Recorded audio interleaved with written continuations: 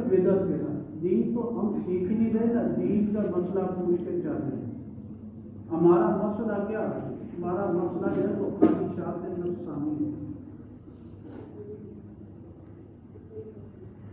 تفسیر در المنصور، مرتضی، روح المعانی اور دیگر تفاسیر جو ہے اس میں یہ روایت مبارکہ لکھی ہے. نبی پاک صلی اللہ علیہ وسلم فرمایا ان اہل الکتابین، اہل کتاب جو تھے فرمایا تفترق، یہ گروہ میں بٹ گئے تھے. اللہ اثنتین و سبعین ملۃ، 72 فرقوں میں بٹ گئے. ایک روایت میں یہ بھی آتا ہے اللہ 71، یہ 71 میں تھے، 71 فرقے. اور فرمایا اس جو پہلی روایت اس میں یہ فرمایا، اور فرمایا ان اہل اور من نصارى، پھر فرمایا من نصارى مثل جو عیسائی تھے وہ بھی ایسے.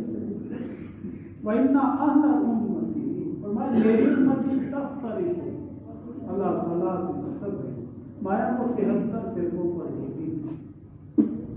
لیکن ساتھ فرمایا کلہم فی النار، سب کے سب جو ہوں گے جہنم میں ہوں گے، الا واحدہ، مگر ایک.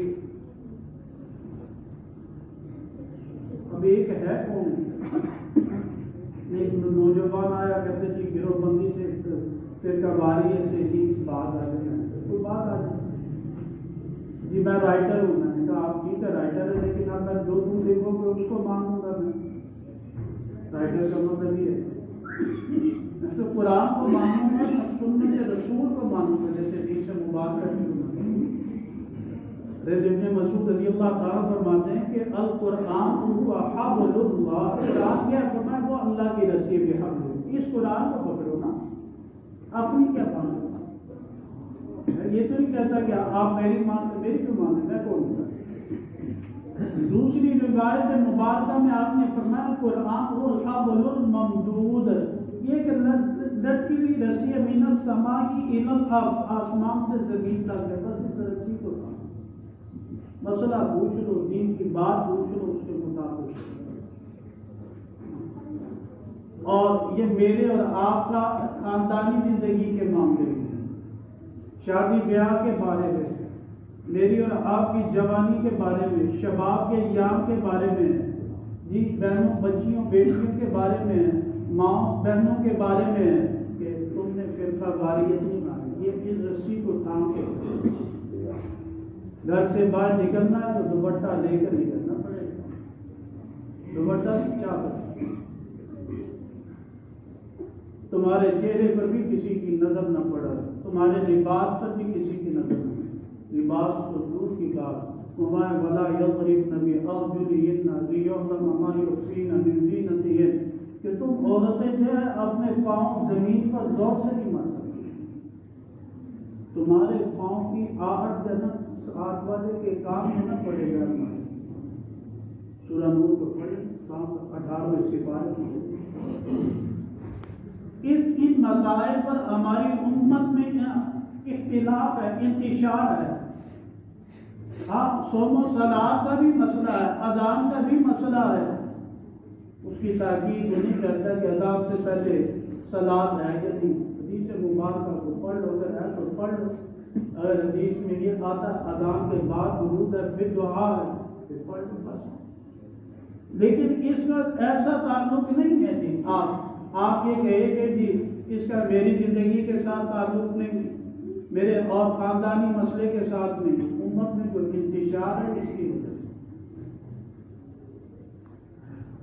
یہ جو حدیث مبارکہ پڑھی تو اس میں پوچھا نبی پاک صلی اللہ علیہ وسلم سے، صحابہ نے پوچھا من حاضر، یہ ایک کون ہے؟ آپ نے فرمایا ما انا علیہ واصحابی، میں جس پر میں ہوں میرے صحابہ، بس اس کے مطابق ان کی زندگی گزاری. تحقیق کرنی ہے یہ مسئلہ دین کے مطابق ہے، صحابہ سے مروی ہے. ان صحابہ نے نبی پاک صلی اللہ علیہ وسلم سے نقل کیا، جب نقل کیا پھر اپنی مرضی نہیں کرتے. اگر اجازت دی ہوتی، آزادی دی ہوتی ہے تو نبی پاک صلی اللہ علیہ وسلم نے اپنے گھر کے لیے دی ہوتی. عبداللہ بن مخزوم رضی اللہ تعالیٰ عنہ نبینا صحابی ہیں، در آگے پردے کا حکم نازل ہو گیا تھا. آپ علیہ الصلوۃ والسلام نے مایا کہ تم نے اندر کیوں نہیں گئی امہات المؤمنین کو؟ تو انہوں نے کہا کہ یا رسول اللہ یہ تو نبینا عبداللہ. آپ نے فرمایا وہ نبینا، تم تو نہیں نبی. قرآن نے ان کی عظمت کی قسم کھائی ہے، امہات المؤمنین کی، ان کی عزت باب. ساری امت کو یہ کہا کہ یہ تمہاری ماں ہے، ان نبی کی اولاد المؤمنین ہیں، من انفسہم وازواجہم امہاتہم، ان کو اجازت دی. تو میرے اور آپ کے گھر کی ماں بیٹی شریف نام نہیں، اجازت یہ ہے. وَاعْتَصِمُوا بِحَبْلِ اللَّهِ جَمِيعًا وَلَا تَفَرَّقُوا. اللہ کی رسی کو تھام لو گیا، یہاں پر لڑو نہ نہیں، انتشار نہ پھیلاؤ، میری اور آپ کی ایسے نہ کرو گے، اللہ کو ناراض کرتے. اللہ سبحانہ تعالیٰ نے بالکل آزاد پیدا کیے، یاد رکھیں، لیکن آزادی کا یہ معنی نہیں جس غریب کو دیکھا آپ اور ایک معنی اور دیکھا.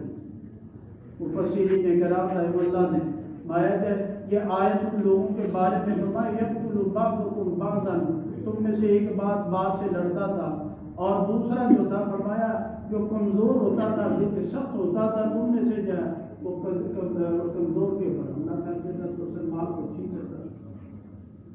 ظلم سے باز اللہ کی رسی کو تھام. اگر ظلم سے باز نہ ہو کہ اللہ سبحانہ تعالیٰ کی پکڑ آ گئی. ہمارے ایک جار صاحب ہیں، انہوں نے ایک دکان کی ایک جگہ پر یہاں پہ اندر باز ہے، تو ایک وکیل صاحب سے اس کی دکان لے لی، کرائے پر جا رہے تھے، 30,000 روپے پھنسی ہے. تو وہ پیسے نہیں دیتا تھا ایڈوانس.